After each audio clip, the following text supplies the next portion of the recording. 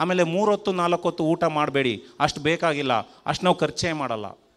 ನಮಗೆ ಬೇಕಾಗಿರೋದು ನಾರ್ಮಲ್ ಜೀವನಕ್ಕೆ ಮಾಡ್ರೇಟ್ ಇದರಲ್ಲಿ 1500 - 2000 ಕ್ಯಾಲರಿ ಬೇಕು ನಮಗೆ. ನಾವು ಒಂದು ಮದುವೆ ಊಟದಲ್ಲಿ 2000 ಕ್ಯಾಲರಿ ತಿಂತೀವಿ, ನಾವು ಒಂದು ಹಬ್ಬದ ಊಟದಲ್ಲಿ 2000 ಕ್ಯಾಲರಿ ತಿಂತೀವಿ. ನಾವು 3 ಊಟ 4 ಊಟ ಮಾಡಿದ್ರೆ ಶರೀರ ಹೆಂಗೆ ತಡ್ಕೋಬೇಕು?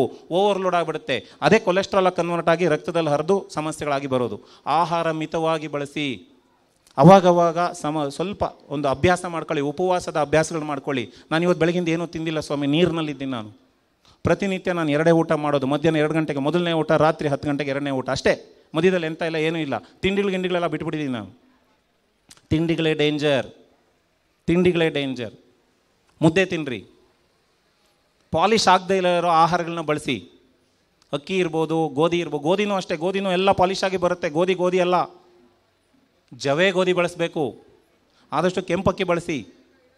ಧಾನ್ಯಗಳನ್ನ ಬಳಸ್ಕೊಳ್ಳಿ, ಅದು ಒಳ್ಳೆಯದು. ಅದ್ರ ಜೊತೆಗೆ ಸೊಪ್ಪು ತರಕಾರಿಗಳು ಜಾಸ್ತಿ ಇರಬೇಕು.